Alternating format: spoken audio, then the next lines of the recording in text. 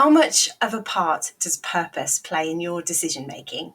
Welcome to the Alchemy of Alignment. I'm Suzy Sanders, your host, and today we're cracking into another purposeful story of entrepreneurship. I have a guest today who I am very excited to have a conversation with. Now, we speak often.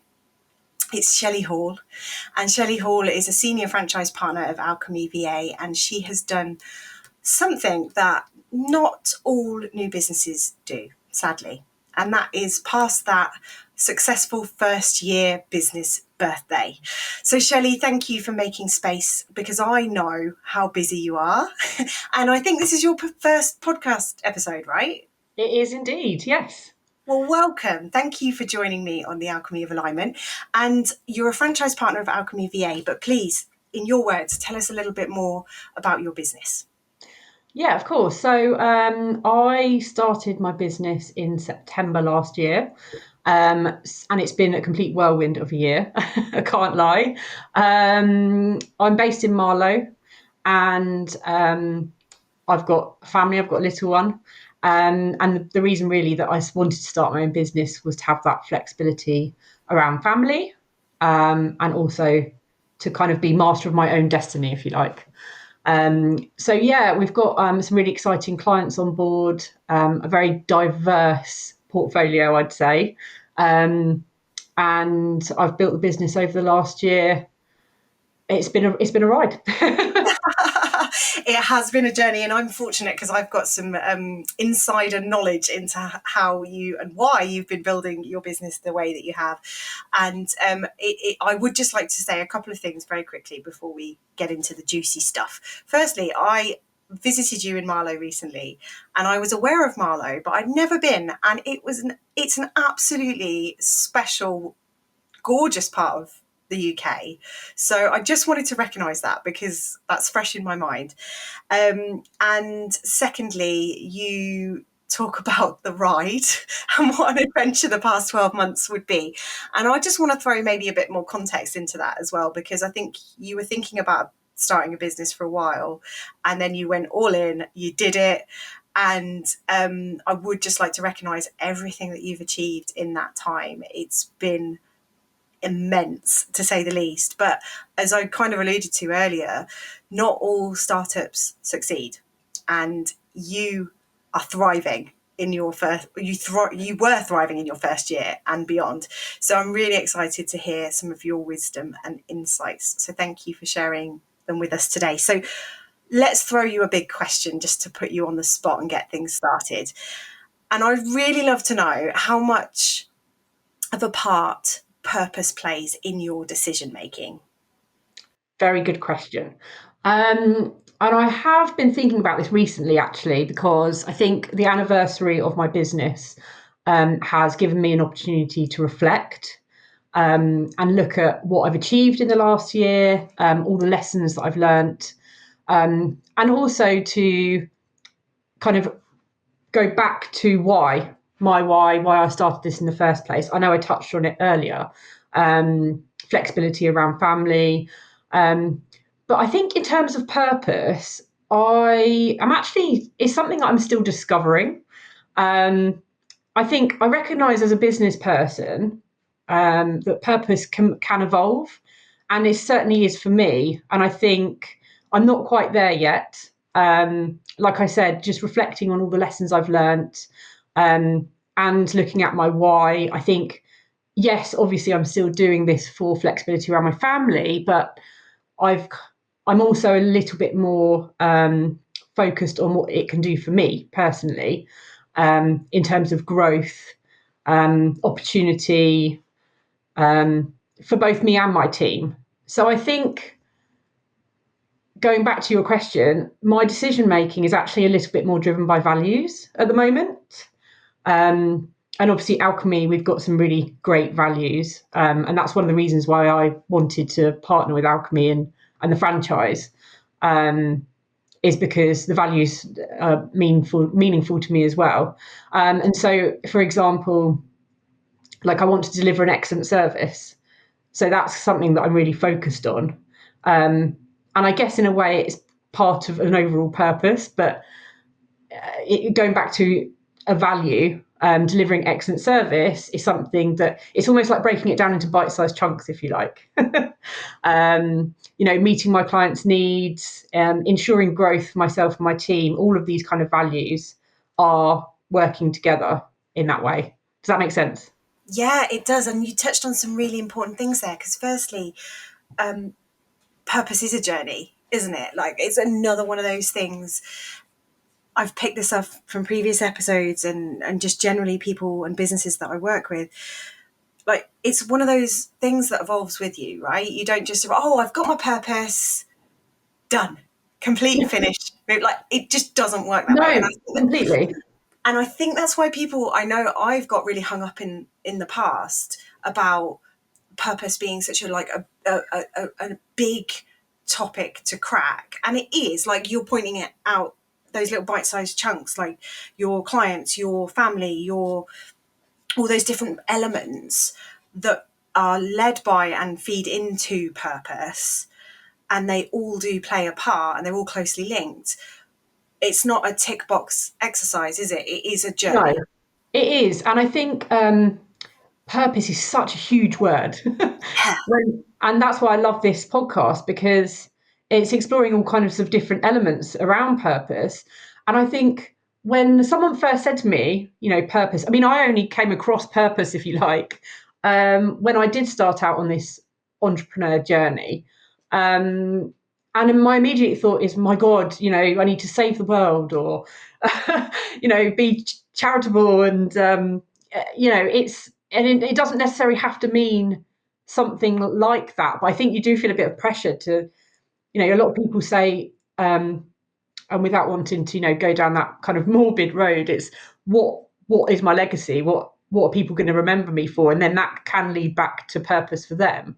But I think it's important not to be overwhelmed by it, and it doesn't necessarily have to be this big grand gesture or purpose.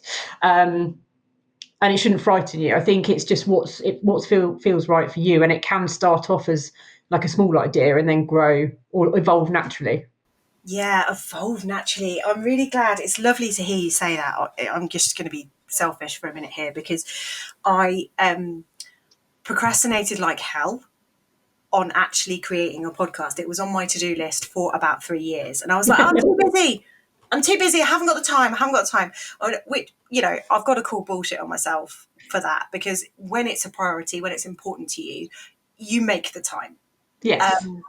And I did. I made the time, and here we are. And when I started kind of getting some support and opinions and to form this podcast, everyone was like, too broad a topic.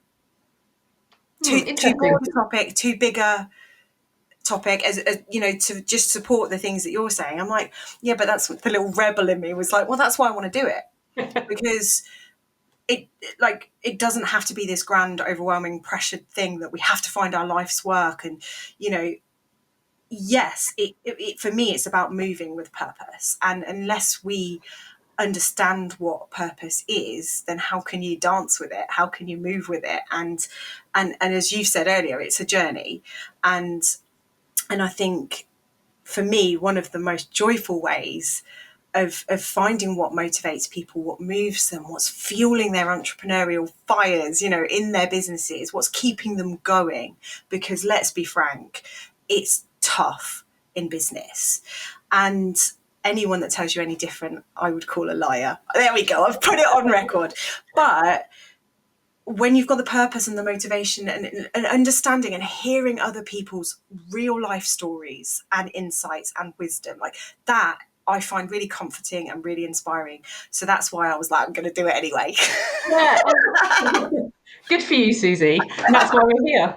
I think as a virtual assistant, obviously we have the privilege of working with, I would say, mostly kind of entrepreneurs, solopreneurs, new business owners. And I kind of had a little look at my current client list and thinking about their purpose. Now, obviously, I've not asked them that question, and so I could be completely wrong. But there are indications of what their purpose might be through their brand values as well. And let me assure you, it's completely different for everybody. So yeah, again, like I said, it's a journey and it does evolve.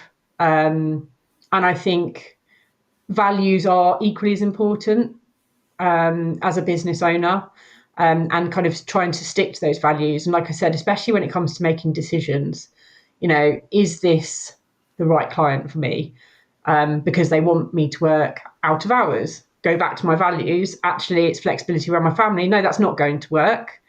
Someone else will probably be a better fit because I'm always going to be working against what my values are. So it just wouldn't work. And I think that's important. So important. I would agree with you wholeheartedly. I remember when I was fresh, new, shiny, bright-eyed, bushy-tailed before business exhausted me. But I remember sitting down with a coach who was like, really like, values, values, values. You need to understand this. And I was like, cool, cool, cool. Okay. I've always worked in a corporate environment that always had kind of prescribed values that I got. Great. How does this apply to me? And I wasn't quite aligned in my thinking of the importance of values back then. And actually, I think I've took the long-winded route in the sense of I've been burnt. Yeah. But I think in business, if values are not aligned, that's where there's space for conflict. Not necessarily conflict, but there's space for it.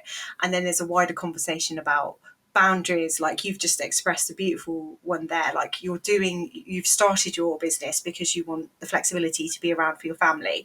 So it's seeing that value and knowing what's important to you, and then being able to hold that dear, right? And that's what this podcast is all about, the alchemy of alignment. So you said something earlier to kind of take us back a little bit in the conversation about all the lessons that you've learned, and just thinking about your first 12 months in business and the more recent months as well, and on the theme of like values as well, and potentially space for conflict. This is the longest question I think I've ever asked, Shelley. I'm going to draw it to a point, but what is the one key thing, or the one key thing that you would tell yourself if you were starting your business again today? What would be the one key thing that you'd carry with you? Very good question. A really long question, Shelley. And this may not be a direct answer. I wouldn't expect you to that. But I actually had a very interesting conversation earlier today about. So I think it's a mixture of trust your gut, which is easier said than done when you're first starting out, because you want to accept any business that comes your way, and your focus is on bringing in the clients and getting the experience and working with different people. So I think trust your gut. However, that's easy to say in hindsight. And I think what's more important than that is probably going back to your values and asking yourself those questions, which isn't easy. Because like I said, you're starting out, you're wanting to get the clients, you're wanting to get that experience. But what I would say to myself is, let's, for example, if you've got 10 clients, 6 of those clients are the sort of clients you really, really want to work with. So they do exist. And it's just a case of finding them. It's not that they're these kind of like mysterious beings.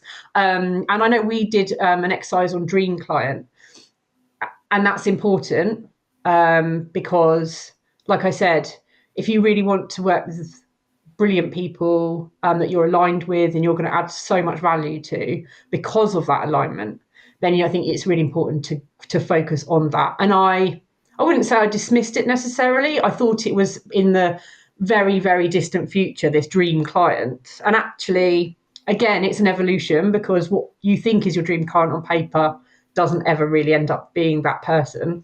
But I've certainly found 4 or 5 dream clients, and I think that's where, like I said, I would probably tell myself, stick to your guns, be true to what you believe, and those values and everything else. So yeah, bit of a long-winded answer again, but I think it answers your question. It was a beautiful answer, very eloquent. I mean, I set the scene for. I can't believe what a long-winded question that was, but you nailed it, and it's so interesting, isn't it? Because you said a couple of things there that really stood out to me.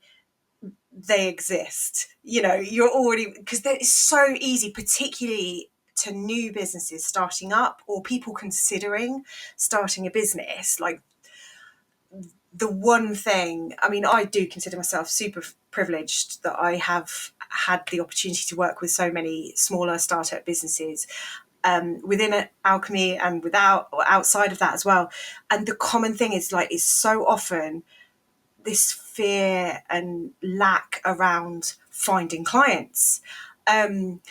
And that's totally normal, because it's just like, well, I'm starting this business, I need clients, I need to pay bills, I need to, Yeah, yeah, I'm not judging it at all. And it's an observation. But I think what I'm hearing from you is the importance of the values and the people you're working with and the alignment of those things. You need to be able to trust yourself enough to be able to drive that and not yeah. just say yes to everything. What was it? You, just because you can do something doesn't mean you should, right? Exactly, exactly. Um, and I'm wondering, because we've talked about purpose being an evolution or a journey, and I feel I can ask this obscure question to you today because I know you'll receive it well. But if purpose is the journey, what's the values like? What's the relationship like? How does it pitch together? Are the values part of the journey? Are the values the road? Help me out here, Shelley. Interesting. Um, yeah, I didn't really have my own values. I know that sounds odd, but I took alchemies as my own, um, as a starting point for sure. And then they've evolved for me, and I've kept some of those and added kind of my own. And so it's definitely a journey. Um, and you kind of learn, I think when you start a business, you learn more about yourself than you ever would in employment, because you're forced to, because you're the only one bringing in the money, you're the only one putting yourself out there. It's you. You're the face of everything, and you're wearing all these hats. I know we've talked about it many times. So it has to be a journey, and I think your values do have to evolve, and continue to evolve, because as you grow, they'll change and adapt accordingly. And as you kind of go through different experiences and learn, they might change. I've heard, not personally, but some people, and not mentioning anything too specific, but I know for sure that people have had a certain value, something's happened, and they don't believe in that value anymore, and that's okay. They've just outgrown it, or something's happened, and so they might find a different one or focus on something else. So and I think sometimes actually it depends on who you're working with as well. Um, you learn from your clients, should I say, and you get insight into different worlds. And that certainly happened for me. One particular client, has some brilliant values and works for an excellent cause, and that resonates with me, and it never did before. Because of I'm learning along that journey as well. That's it changes in that circumstance. Yeah. And I think the thing there you've said about learning, when you start a business, you learn so much about yourself. I Yeah, wholeheartedly agree with that. I think I learned more in the first year of my business than I had my entire career prior. And I surprised myself then, because I realized that I loved learning. Whereas before, I'd always seen it as a really, like, negative thing. Like, learning, going to school, Yeah. training. Whereas now I'm like, I'm just absolutely in love with learning, because it's part of my purpose, it's part of my passion, it's helping me learn and evolve and grow. And I never had that kind of growth mindset, if you like, before I started my business, and that real appetite for growth. And the insights into different worlds as well, I think, is particularly interesting as a virtual assistant business, because you're not you you're not doing a full-time job for someone, are you? You're kind of No. dipping in and out and providing like really efficient outputs for someone in a kind of really different dynamic way to what a traditional employee would. So from your perspective as a virtual assistant business owner, you really get that kind of awareness, don't you, of like, oh, this is how businesses operate, this is how different people operate, all these different kind of industries, that everything, your world just kind of opens up. Yeah. And you sort of have to, sorry to interrupt, but you sort of have to adopt that business's values yourself, even if it is just 10 hours a month. You have to make sure that what you're doing aligns, especially if you're not just working behind the scenes. If you're client facing for that particular business, it's really important that you understand their values and that you're projecting those as well. And that, again, in itself is interesting because, you might work for someone extremely corporate. You might work for someone who's a charity. You might work for someone who's really creative. And as a virtual assistant, you're kind of having to put on all these different, not personas, because that kind of gives the impression that it's not real. It is real. It's completely real. It's actually having a real understanding of someone else's business. And we've talked about this before, I know, Susie, but that's where an assistant adds true value to someone else, to a different business, is where they understand what your values are and then can reflect those on your behalf. Yeah, the true strategic partner. Exactly. Yeah, which again, I'm interested in your insights here, Shelley, because and if an assistant is a true strategic partner, like the power and impact of that for a smaller business, a startup business who literally hasn't got the resource, cash flow for an employee, potentially not even a part-time employee.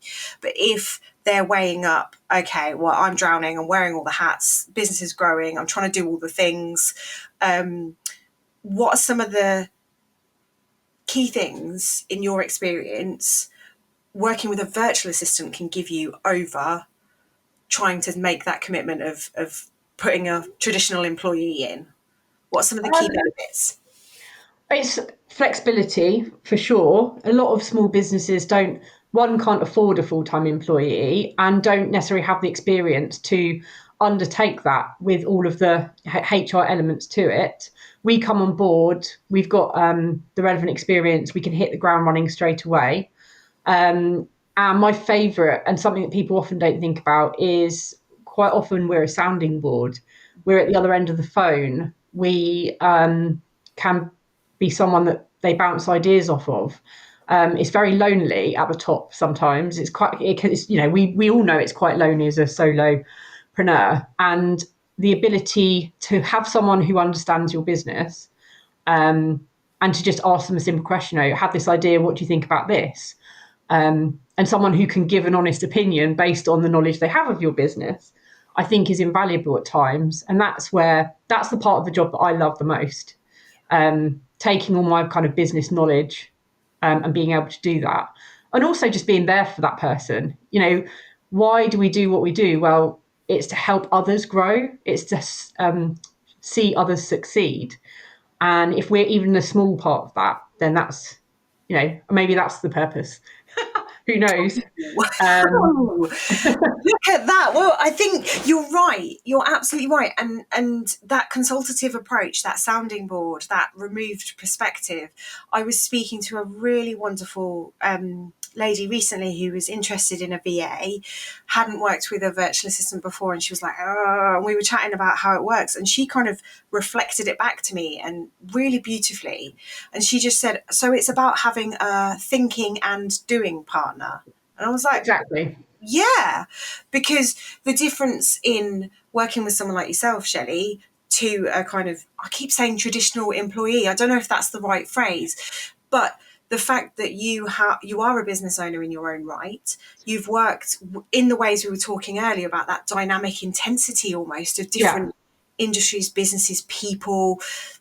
You're kind of scooping all of that up and distilling that, and then kind of relaying that and supporting your clients with all that experience. exactly. If you're kind of putting someone on the payroll, yes, they obviously, I'm not kind of dismissing that as an option, because for some businesses that's absolutely the right option. But for the concentration of what a VA can bring to a small dynamic startup business and others, like that can be a really, really beneficial thing. Oh, absolutely. And we're exposed to all different types of businesses, all different types of systems and tech. And so that's again where we can kind of impart that knowledge that we've learned from working with other businesses.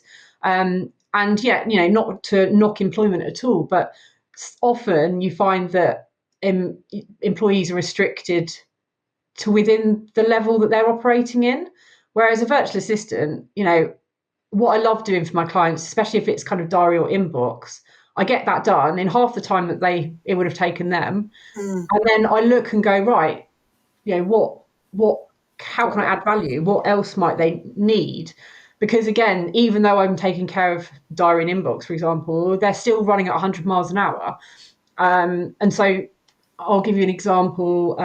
I work with someone doing a little bit of social media, but they didn't really have a strategy. So I had some time and I thought, maybe this would help.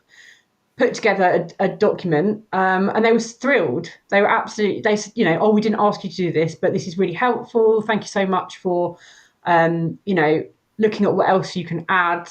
And so that makes you feel good as well. So it means that I'm kind of adding more value to them. They're really happy with what we're offering.